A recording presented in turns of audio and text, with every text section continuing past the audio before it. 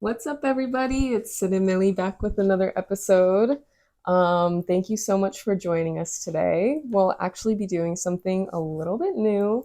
As you know, we are huge Manchester United fans, huge football fans in general. And we watch all of Manchester United's games and do recaps on everything. And so we essentially want to get a little bit more tactical with some of our reviews or just chatting about different formations and things like that. Facts. So we wanted to kind of just do a quick intro of this new kind of thing we want to do. Yeah. And we're introducing Millie's tactical board. Yeah. So we'll The get a little tactical bit board. more, yes, little Yeah. more, yeah, just Yeah. like, So I guess our yeah, general Millie, idea let's, behind it is just to kind of give a more tactical breakdown of what's happening in the games. Obviously, we see certain things with our eyes and we chat about it in our recap videos, but certain things, are a little easier explained if there are visual representations of them. So we'll yes. kind of use this board, our handy dandy friend here, to kind of look at what happened in certain games. So what went right, what went wrong, where were we successful on the pitch, where other teams were potentially able to break United down. So those are the sorts of things we'll be looking at. And yeah, we'll kind of use the board as our guide to go over United's formation and those sorts of things. So yeah, that's kind of the premise behind it. Yes, perfect. Thank you Yeah. for kind of giving us that overview, Millie. And Mm-hmm. just another thing, Millie played college soccer, as they say in the United States. So he has a really great understanding of not only the sport itself, but kind of all of the intricacies that go into, I guess, like setting up a formation, creating the Thanks, baby. squad, and yeah, just like going a lot more into detail on the I guess little things with the sport that maybe not everybody sees. And I'm a perfect example of that because a lot of times when Millie and I are talking about the game or different formations or things that he'll see, I've got the gears spinning in my head and I'm like, what is he talking about? So we're also just using this as like a learning experience for me as well because I want to understand more about the sport and kind of the inner workings of the game and setting up teams and formations and things like that so that I have a better understanding of those things when we're talking about them in our videos. So yeah, we just kind of wanted to, chat about different things with the sport that Millie will have like a lot of insight on. I'm Um, just here setting the I whole know, picture. yeah. So yeah, just a little more background on that. Just like Yeah. even for me, I'm gonna be learning a whole lot with this. So thank you for joining us again, Yeah. and hope you can learn something too. Yeah. So thanks for prefacing all of that. And yeah, I played a little bit, obviously never professionally or anything like that. No But at extreme a levels, very but high yeah, level, played yeah. Division 1 college soccer. And so yeah, I've kind of been around the game for my entire life and I've watched it since, I was a little brat. So Yeet. yeah. So essentially, yeah, getting straight into it. This is kind of the basic formation that United plays in. So it is, yeah, you want to hold it I for would me? love to. Thank you. So it's traditionally a 4-2-3-1, also known as a 4-3-3. It depends on how you look at it, how you want to kind of categorize the different field positions on the field. But you can see kind of the back four. Back four is typically never flat, as we know, but in this, just for the visual representation, we're going to keep them flat just so we can see the four. Okay. Then we've got the midfield three. So we've got the 10. That's obviously Bruno Fernandes. We've got the 8, the 6. So the 8 is more of a box-to-box midfielder. They're the midfielder that's kind of going to be, both on the attacking side of the ball. Here, I'll hold it like this so you can see. Okay. Both on the attacking side of the ball and on the defensive side of the ball. The 6 is the person who sits in front of the back four. Their job is essentially to be a protector of the midfielder. They want to win the ball back quickly, regain possession, and they kind of want to set the tone for the match as well. So the 6 is typically the person that we'll see distributing the ball around the pitch, and they are typically in close coordination with the 8. because the 8 is typically their first respondent for help in the midfield. If there's an overload, if there's a counter attack, the 6 is typically trying to slow down the counter in order for the 8 and other people to get back. Okay. And then of course we've got our 10. So they are our playmaker, our Bruno Fernandez. That's who you want on the ball in attacking positions on the pitch. Obviously, this is just the half right here that we're showing. So it's more of like your defensive half, so to speak. So this would be more of like a defensive positioning for the number 10. But typically, you want this player on the ball, close to the goal. That's your playmaker. That's who's pulling the strings for you offensively, and making things happen. That's going to be your main assist guy. Again, the Bruno Fernandez of your team. That's who the number 10 is. And so off of that, we've got our wingers. So the 11 and 7, obviously numbers may vary because players obviously have their preferences for numbers. So they might not always correspond with the actual positions on the field. That's kind of more Okay. of like a guideline. Got it. But yeah, those are essentially just creative players. They are meant to be scoring goals, assisting goals, running at their outside backs, making runs in behind, playing off of the 9 if the 9 drops in to receive the ball, playing off of the 9 if the 9 goes up to win a header. The wingers are an integral part of the team, offensively, but also defensively as well, because they have a major role to play in supporting their outside back defensively when the team doesn't have the ball. So the wingers, though primarily focused on attacking, also have very, very key defensive responsibilities as well. Okay. And then, of course, finally, not last but not least, is our number 9. So our point forward, our star guy, that's the person who you want to be finding in the 6-yard box, in and around the box. You want to put the ball on their head or on their foot. Those are kind of Okay. your pure finishers, the people who are going to score if given the opportunity. Got it. And though they might not get a ton of touches typically, like defensively and those sorts of things, they are an important player when you're trying to play out of pressure.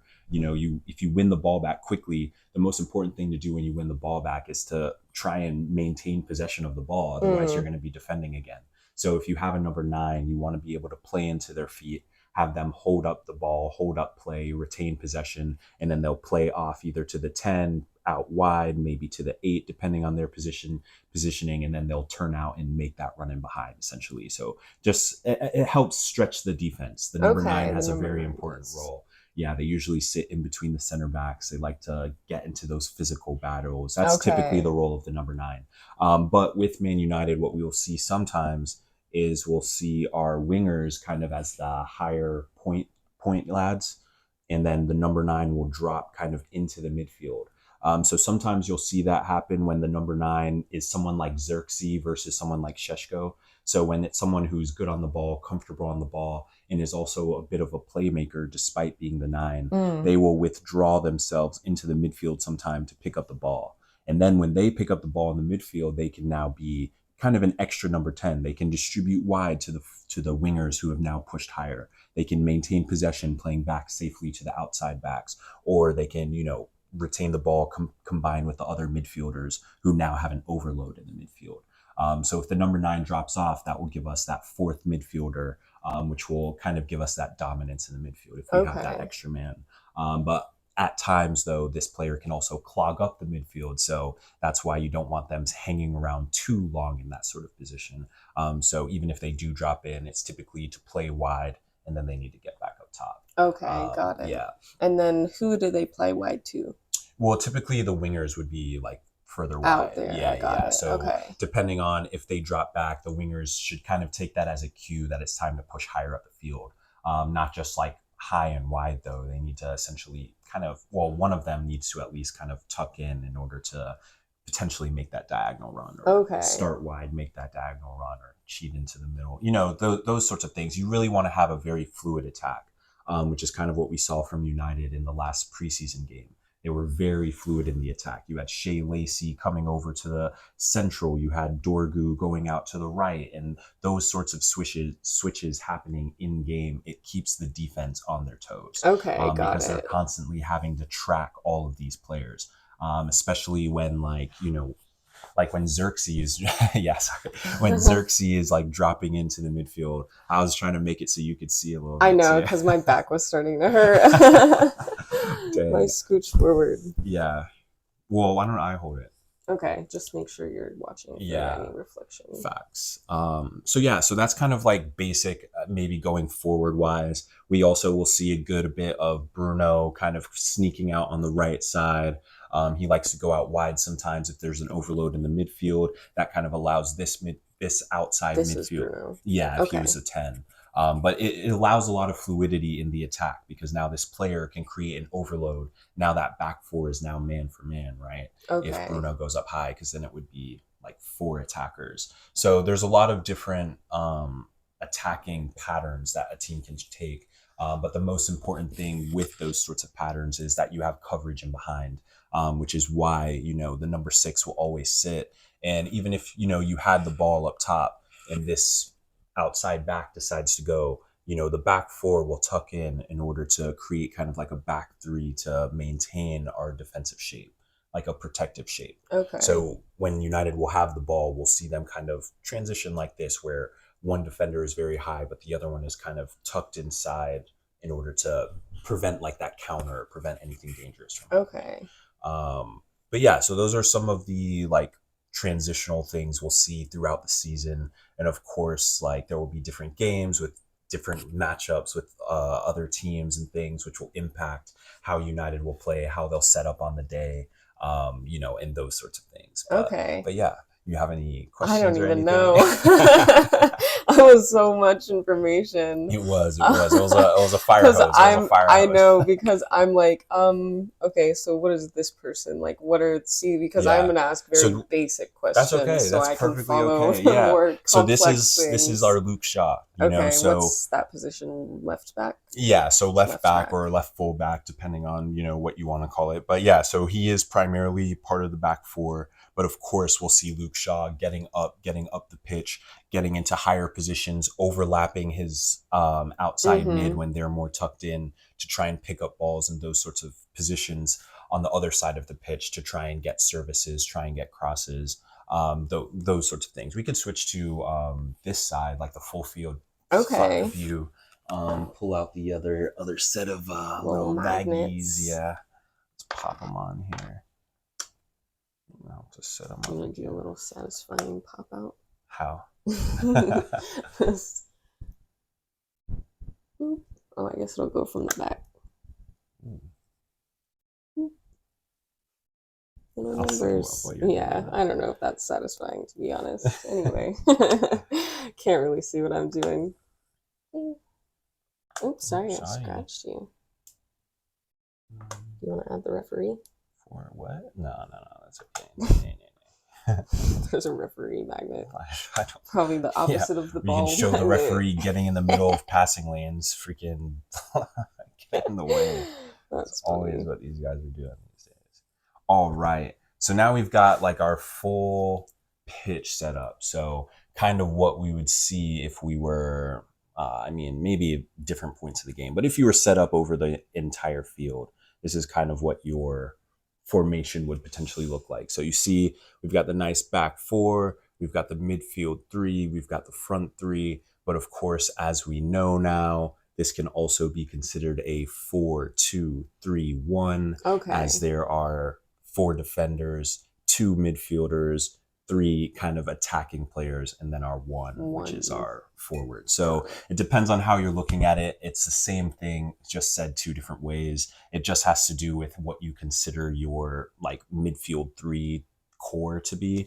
And so, yeah, this typically is a midfield three. Man United calls it the two because Bruno, as we know, has that freedom to go wherever he wants. So, right. So it's a little bit more loose when you consider it a 4-2-3-1. Yeah, Bruno's our 10. Yes. So, yeah, creative player everywhere. So, as your question was, what Luke Shaw would be doing out here on the left, as we know, he'll be a great support for Maguire, or I guess Heaven on this side since it's the left side. But he will always kind of have a higher positioning to be an option for our midfield when we're in possession. But when we are shifting into the attack, you'll likely see instances where our outside midfielder will come inside or take somebody on or something like that, or take a touch inside to play into Bruno. And that puts the I left the ball over here.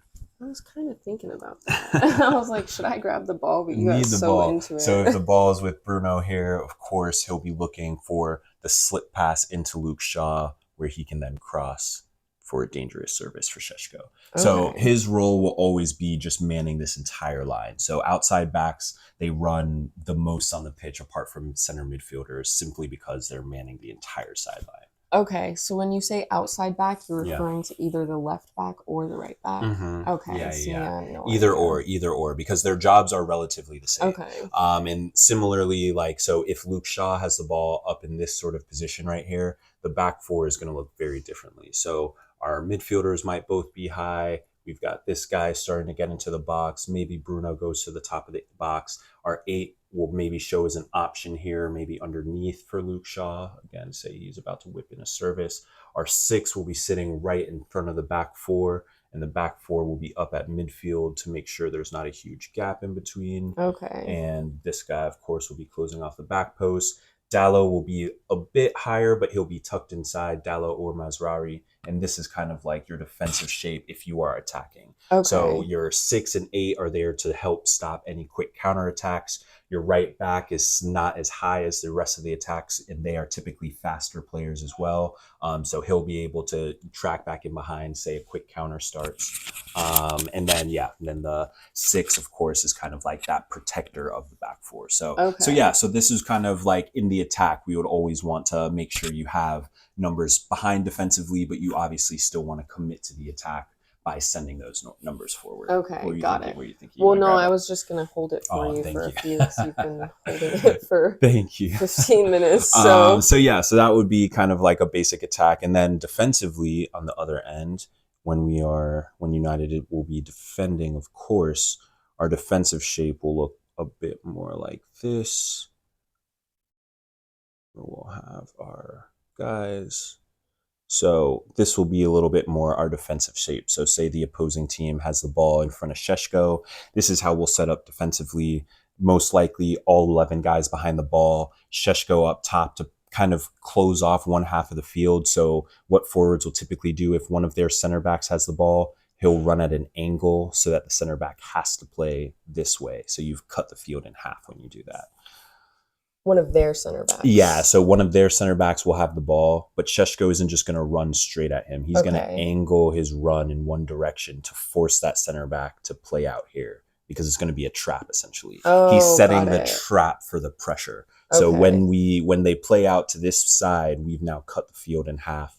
Now we can send Bruno. Now we can send our outside mid. So Bruno will mark the midfielder in here. Whenever I have both Yeah, yeah, colors, yeah. it'll be We a little can, so we can easier do to show it. you that. But yeah, Bruno will mark the midfielder in there, and then our outside midfielder will be like our first line of pressure. And then, of course, Dallo will get closer. Our six will be here. Eight will be tucked in. And yeah, back line, of course, will close the gap, make sure they're not holding anybody on sides. Okay. So defensively, the shape will still hold its core structure. It will kind of be almost like maybe a 4-4-1-1 defensively. But again, it just depends on where the press is going to start, how high up the field we're going to be pressing, where on the field the other team potentially has the ball. All of those things will influence where the press is going to begin from. Okay. Got Yeah. it. All Yeah. right. Wow. So this was kind of just a little overview of what we'll be Yes. doing. So when we are breaking down United games, we'll probably use like the full field. We'll have both colors on here, the red and the yellow. Red will obviously be Yes, United. naturally. And we'll show kind of where things went right, where things went wrong, what areas of the pitch we could potentially improve upon. Those will kind of be our areas of focus with the tactical board. Cool. Yeah, I Yeah. can't wait. That was fun. Yeah. Yeah. There's a lot, and the nice thing is that footy is very fluid. It's a very fluid sport. So although everybody is in their set positions, you never know where you might end up on the pitch. That's There fair. could be a set piece or something that has players out of their normal positioning, and that's why it's so important that everybody understands what everybody's role is on the Hmm. field. That way, if you find yourself out on the right back after a set piece or somewhere randomly, you're able to fulfill that role at least temporarily until the team can reorganize and get reset up. because the most important thing is making sure United doesn't get hit on those counterattacks, Mm, doesn't give up goals off of set pieces, those sorts of things. So it's important to be organized in a proper shape yeah, in of order to course. prevent those things from happening. Right. And like you said, like everyone needs to know each other's responsibilities so they can, Yeah, know if maybe they need to pick up the slack somewhere. If exactly. there's someone is out of position, then they need to Exactly. like defend or whatever. Yeah, Um, 100%. And, just like we were talking about with fluidity, right? We know that our forwards and our Bruno like to transition and pop up on different parts of the field and different areas of the field. And that is brilliant. It obviously makes things difficult on the defensive end. But on the flip side of that, it can be a double edged sword because it's also important to key in on what your defensive responsibilities are, right? Because if Bruno commits to making a run in behind and no one finds him and we turn over the ball, well, one of those forwards that Bruno was making that forward run for needs to come in and cover for Bruno.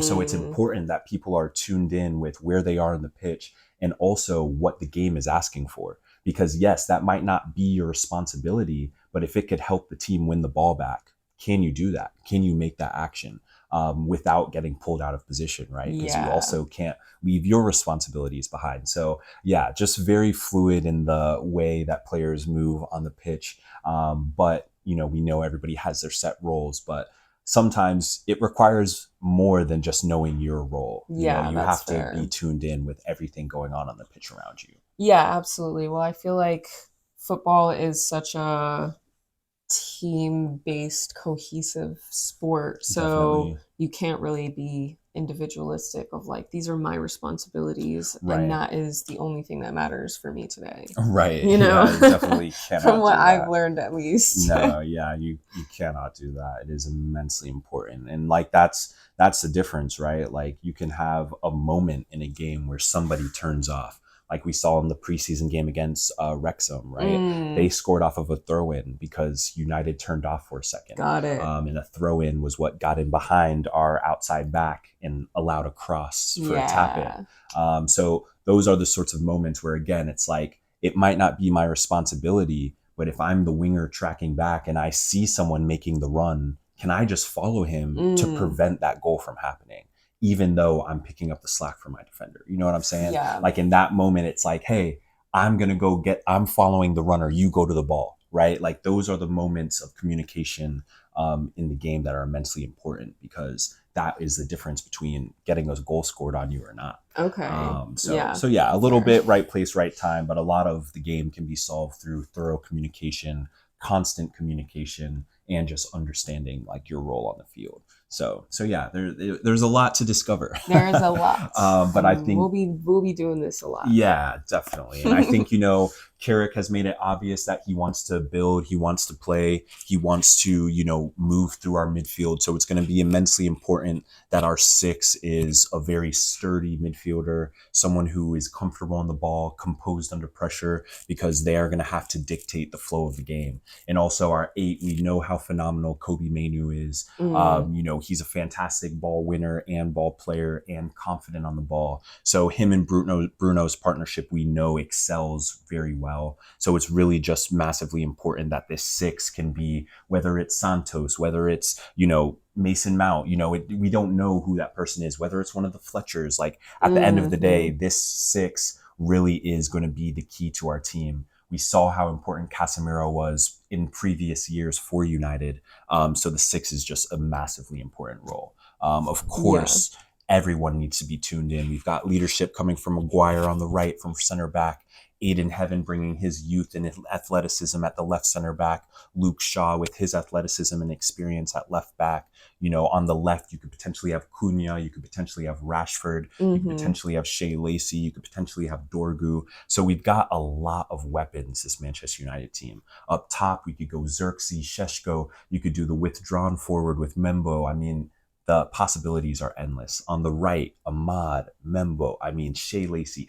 We've got numbers, right? We've got people who can perform in these positions. So I really do think the 4-2-3-1 suits Man United very well. I think it is the right formation, and I think Carrick has the right idea by going with this formation. It offers the right balance between perseverant attack and comfortable defense, confident defense. And I think that that really is going to be the key for Man United in this season going for the title charge. It's going to be how can United react in big games to maintain our formation, maintain the structure, and maintain the way Carrick wants to play.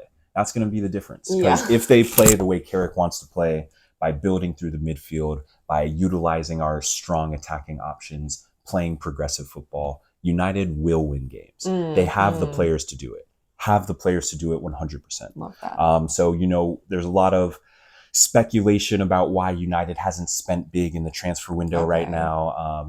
We obviously made a video about the transfers we have made. But what's kind of the speculation well, about that? United is essentially the only Big Six club so far in the transfer window to not make a big signing, like $100 million plus signing. Okay. So again, we know that the transfer market values are massively inflated. A lot of the players that have been going for those prices are not actually valued at those prices, but it's just because of this inflated market value at the moment.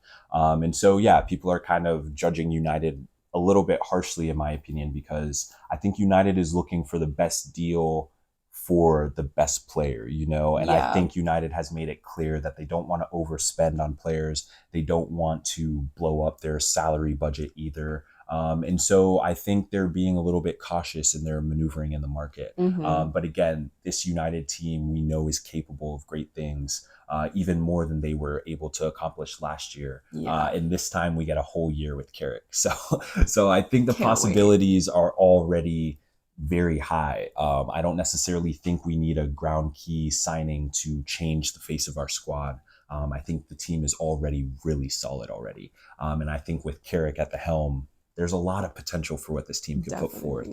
So I'm not overly concerned with the signing, just like the lack of signings, despite the rumors and all of that stuff. I think Ineos and United will make the moves when the time is needed. But I think Carrick feels pretty confident with his squad. So and I think you can see that in the way that they're already playing. But it's early. But it's early. It's definitely early, and we don't have all the players that are going to be probably potentially on the starting lineup. And that's why I'm just like, wait a minute. Once we have them, because I'm looking at this team without key players, and I'm like, they're still putting together really good football. That's fair. So if Carrick is able to do that without a lot of his key guys, I think again, we should expect that will continue once the main squad is back. But yeah, we'll just see what happens, and we'll be here following along with our handy dandy tactical board. Yes. So. Yeah. Thank you so much for breaking that down. I definitely got a little lost at certain points, but I think it was helpful to see it like pushed around and like showing me on a board. Well, it was also just like the first one. So I feel like as we continue going and you see it more often, and I feel like now you'll kind of look for it when you're watching the game. Well, that's kind of my whole goal with this, right? Like I really want to be able to follow along with the games better and like understand what each person's responsibilities are, and like when you're talking about a specific position, so I can be like, okay, I know who plays that position. Not only that, but I also know what their technical responsibilities are. So I'm excited to get a lot more into this and do more tactical discussions with the board. Literally, why not, right? Yes. Might as well. So and we got a little markers too, so we can write in the team sheet some days if we want to. So I'm excited to keep going and see how it goes. So absolutely. Stay tuned. United play again on Saturday, so that will be our first opportunity to use the board. Yes. Of course, we're gonna but we'll be doing our normal post game breakdown. Maybe we can like bring the board in at the end or something, or just like randomly throughout. We'll figure it out. Stay tuned. Collaboration right now. Plot our episode for Saturday. You want some behind the scenes. But that would be a pretty crazy game. It's Manchester United versus Atletico Madrid, so it will be probably United's, it will be United's biggest and most intense preseason match so far. So I'm really interested to see what Carrick and what the lads bring to the table. Me too. That will be a very interesting game. Honestly, the next two games for them are going to be pretty big, because after that they play PSG. So That's good. Go ahead and throw yourself against the European champions. See where we Honestly, find, where see where we land. Because if we do well, okay, we're on the right track. If we do piss poor, we know we got stuff to work stuff on. to work on. So Yeah. either way, I feel like it's a win-win. It's a good judging match, I think. One So way or another, it will be a learning facts, experience. facts. So yeah, so that were that was the tactical board, Millie's tactical board. So thanks for Yes. joining us. Yes. So if you made it this far, again, thanks for joining, and we'll see you next time. Peace. Bye.